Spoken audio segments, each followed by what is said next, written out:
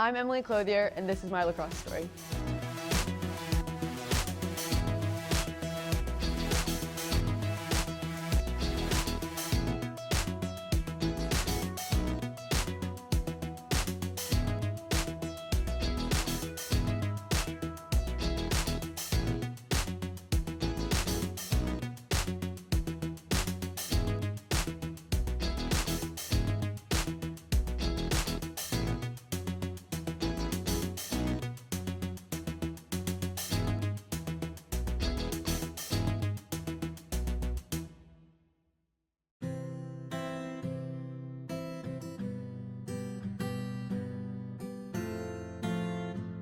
I got into lacrosse, I think it was 4th grade. A lot of my friends in my neighborhood were playing, and like Reese and Sydney and their dads were coaching, so my mom just kind of just threw me in there.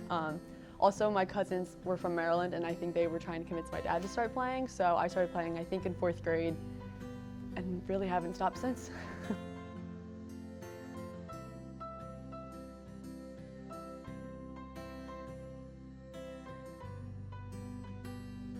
Some of my favorite memories were the non-lacrosse stuff at times. I think like the pasta parties, we had like scavenger hunts when I was younger. All those types of events, like the bus rides, ways like on the way to sectional championships, like the bus was decorated. Like those are the things I think about the most when I think about RV lacrosse, I think. But play-wise, I mean, we had some pretty cool games. I would say beating Shawnee, I think that was my sophomore year, that was pretty cool. I think that was the first time we'd ever done it as well, or the first time in a while, so that was pretty cool to be a part of. It was like a team win for sure. And we were always underdogs, so I think like those are like my favorite games to think of. I also think Morristown my senior year, we ended up not winning, so it's kind of hard to say that, but I think it just showed how much progress RV lacrosse has made, and we came really close to beating them there, so that was a really good memory as well. Good team atmosphere.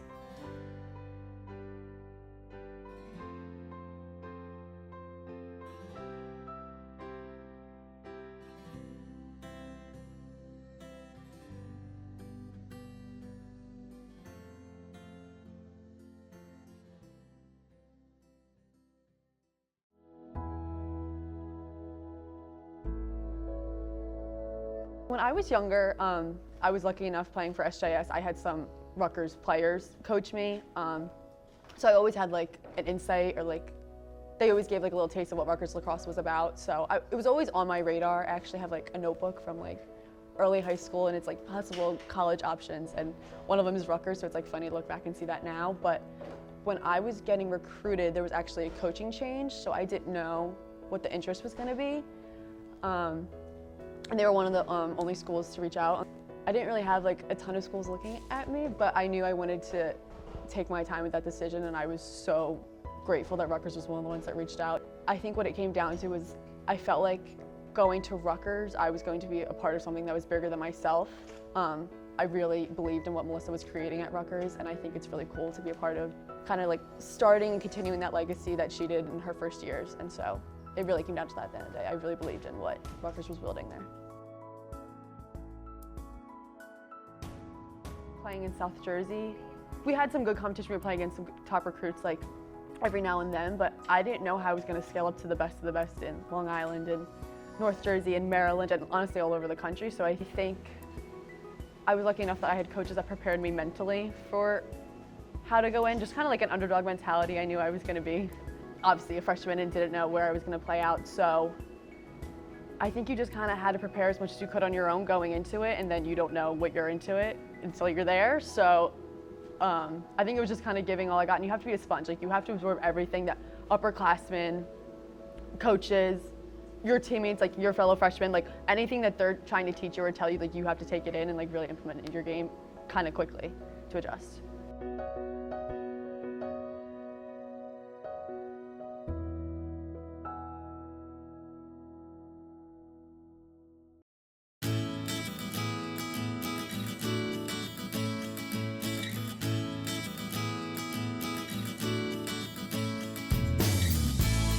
I have a few, and they kind of correlate with my high school memories.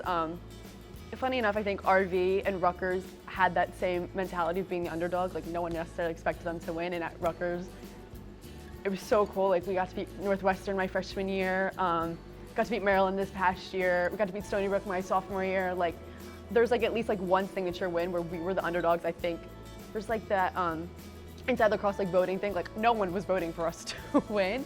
And that is also my favorite thing about Rutgers is that like no matter what, like we can win on any given day, and we have the belief that we can beat anybody. Like we are in the Big Ten, we're in a tough conference, so I think my favorite games are definitely the ones where we weren't expected to win and we came out on top, and it just, I look back and like with such fond memories of that.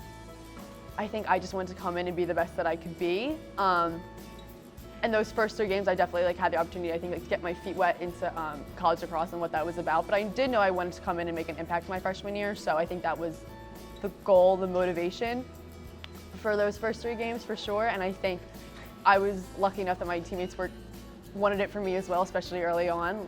And like creating opportunities for me, I felt so much support from all of my teammates, my coaches, and I think I was just diving right into it. I didn't want to hesitate, and I think it also like took some confidence. Like I remember the Delaware game was my first game. When I got in, I like had a good D set, and I was like, okay, now I can go in. So I had to like start with something I was comfortable with, like with my defense, and then kind of build up to the offense in that sense. I mean, there's definitely more pressure. It is do or die. Like you either win or go home, and I think coming towards the end of the season, one, you're fighting through fatigue, you're fighting through like mental toughness, like mental drought. But it's so exciting that kind of gets pushed to the side, like the adrenaline, especially for our team, like being able to be back there. So you're fighting that, but it's so exciting, but there's so much adrenaline, and you could look at it as pressure because you want to stay with this team as long as possible, and like every team's different, especially my freshman year being there of that team, like I just never wanted that to end. We had a few teammates that always said like pressure makes diamonds, so we kind of just rolled with that mentality and like kind of nothing to lose, like kind of like the games where we beat and we're the underdogs before, like we have nothing to lose, we just got to throw it all out there because there's only so much time left.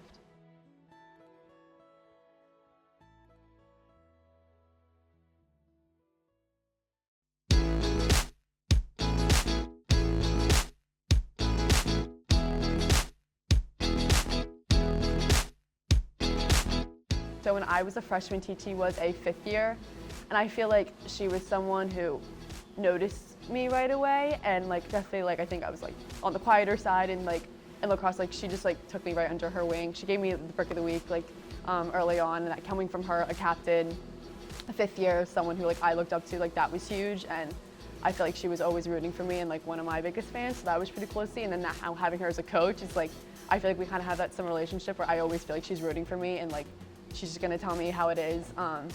So very lucky to have played with her, like so successful. And then obviously I have to talk about Cass, like what a phenomenal player, like easily like the most talented player I've ever played with. But I think what amazes me about her is like, she just like never stopped. Like I feel like she never got tired, like crazy to see. And like seeing someone who was all over, I think she gets like a lot of recognition for her like offensive stats, and granted they were awesome and amazing. But she did it like on the draw circle, she did it on defense, like her cost turnovers, like just really, really cool to play with her and learn from her. And like I loved picking her brain, and we grew a friendship as the years went on, which is cool because I played against her growing up. And then, gosh, there's so many players I feel like I could pick. I really could pick so many, but I'm gonna shout out Ashley Moynihan. So she was a senior this past year. Also, I've always been in the midi line with her. She was always 1 year older than me, but like I felt like one of my biggest supporters. Anytime I was like in my head having like a tough time, she came up to me and like she knew what to say, and she was just a really good friend and teammate, especially to have in that midi line, to have older to lean on. She had to go through some unfortunate injuries during her career, but she was always a really great teammate through it all. It's really funny because in high school I knew none of my fellow teammates who I played against. Like I knew I played against them. For Cass, Janie, and Campo, I wasn't committed yet, so I didn't even know I was gonna play with them at the time. So like, and they were older and they were very talented, but like, it's so funny. I'm like, oh, do you remember like playing against me? I was like a little sophomore at the time. Like all 3 of them in 1 year. So like, 'cause I didn't have a relationship with them necessarily, but then Katie Buck, I played, she was committed as a junior and I was a senior at the time when we played against each other. And we met at that game actually, which is like really funny. And we're such good friends now. We look back and we're like, how did it take us this long to become friends? Because you play against each other and you never know, but like we had similar friends, like some of the boys, some girls obviously I played with at SJS, so It's really funny, and then Nicole DeLulo, also we scrimmaged my sophomore year. She was committed, I wasn't committed at the time as well. That was a scrimmage. So all these people that I went into college with, it's like funny how our circles never necessarily crossed. And we look back and we're like, wow, like now here we are, like team. It's just like so weird how small the circles can be, especially at Rutgers being a local school, play against local talent, especially from South Jersey, more than not.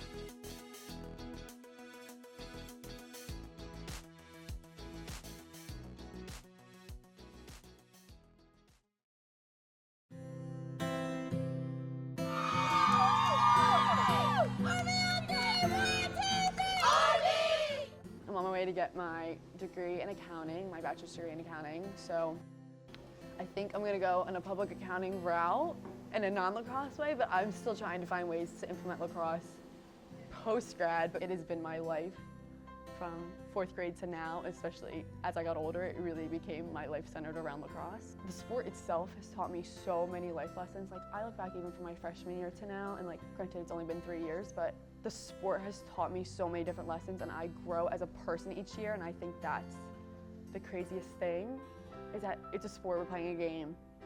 It can take up a lot of your life, like you can look at it from one way of like stats and this and what you've done in this way, but I feel like I tend to look at it from how it's impacted me as a person, and like the life lessons that I've learned from lacrosse, I don't think I learned. Maybe I learned in another sport, but I think lacrosse is so like team oriented. I just like could not imagine myself as a person without lacrosse. And granted, you could say that for a lot of sports, but I think lacrosse has formed so many friendships for me as well. Played on so many teams my entire life. I love the game of lacrosse, and I think that's something that shapes me as a player. Like I will lead with my heart and soul and passion because I love the game of lacrosse so much. And like even as a kid, I was like watching college games from like really young because I just thought it was like so cool to play at that level, and now to be at it now, I just love playing it.